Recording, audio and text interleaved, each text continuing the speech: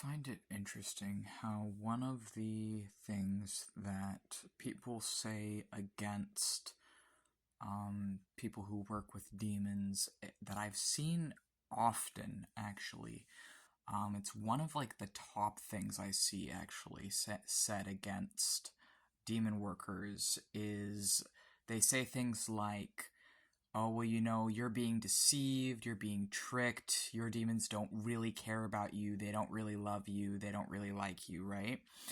And I think it's really interesting because I don't think that the people who say that understand demons outside of a religious lens. I don't think they understand either the origins of demons, the pre-Abrahamic origins of the demons, the devils, and the Satans.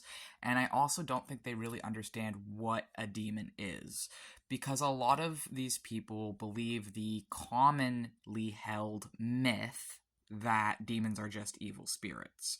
Demons are not just evil spirits. Demon comes from the Greek daemon, and daemons were general spirits and gods. They were like muses. And so, what actually are demons if they're not evil spirits? So, personally, because it all depends on how you're defining these things, I define demons as spirits who present themselves as demons, who either convey themselves as demons to the person interpreting them, or who are established demons in arcane texts, such as the Lesser Key of Solomon or other books, or are ancient gods, different things here, right? But what actually are they? So personally, I believe that from the Jungian psychology perspective, but actually also from the Goetic perspective, or Solomonic demon magic perspective, that demons are parts of the human brain. This is why I disagree. Like, I may jokingly all the time talk about things like possession, but this is why I actually disagree on a fundamental level with the lens of possession. Because I don't see it as, at least not at this point in my journey anymore, something outside going inside. I think that is a fundamental misunderstanding of what's actually happening. Even though it absolutely can feel like that, I think that's actually an illusion of the brain.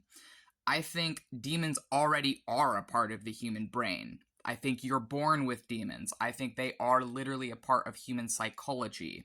They are a part of your brain already. They are a part of you. Because, how to put this? So, in Jungian psychology, there is this view of the shadow, which is all the suppressed parts of the human psyche. One interpretation of demons is both the negative and positive and just neutral archetypes or embodiments of the human psyche or consciousness. That is one view of them. That is the view I started with. Another view of them from like the more Qlipothic sorcery view is suppressed parts of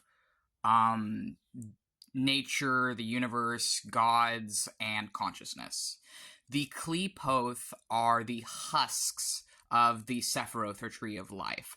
The story goes that, and this is a myth, of course, but this is how the story goes for the Sephiroth, is that when God wanted to create the universe, he divided into 10 shells, made 10 shells, and then poured their light down through the shells to form the universe. But when the light passed through Gevura, all the bottom shells shattered beneath Gevura. And because Gevura was the most unstable and it could not hold the light. And so then from these shattered shells of the Sephiroth formed the... I'm probably going to butcher this pronunciation. I don't think I can say it. I can't say it. But formed the Qlipoth. And the Qliphoth were the husks of the Sephiroth. And so the Qliphoth were an exact mirror of the Sephiroth, were a dark mirror. There's the Tree of Life and then the Tree of Death in this way of mapping it, right? And this is going into Jewish mysticism and Kabbalistic teachings. And so in that system, Samael is the ruler of demons. And in that system, Samael is the ruler or the key to the Qliphoth, to the shadow side of the universe, of God, of consciousness, of whatever, right? This is another way of looking at it.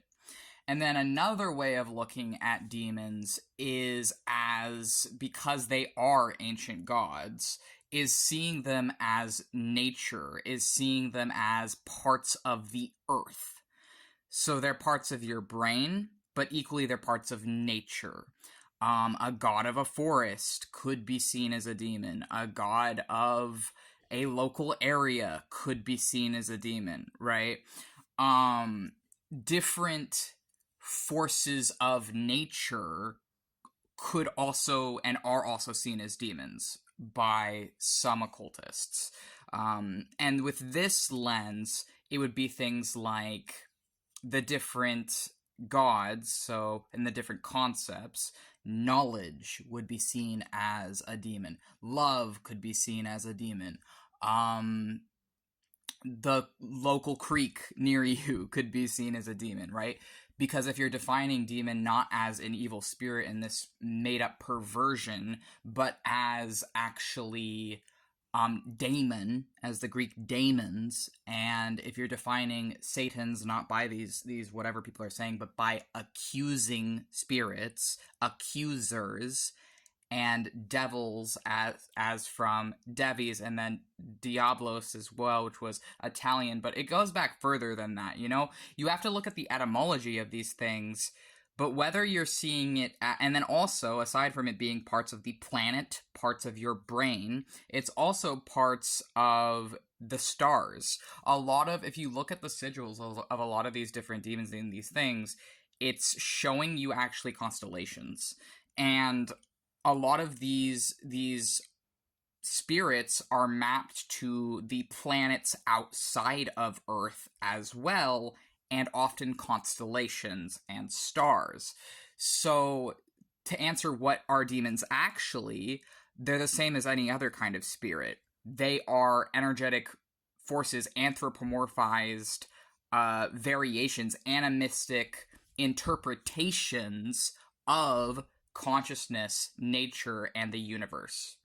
So this is why, as like a DID system who has daily the full-blown symptoms people see as possession, that I, at this time with my experiences, think it's a misinterpretation, because you're already possessed. All of these things are already a part of you.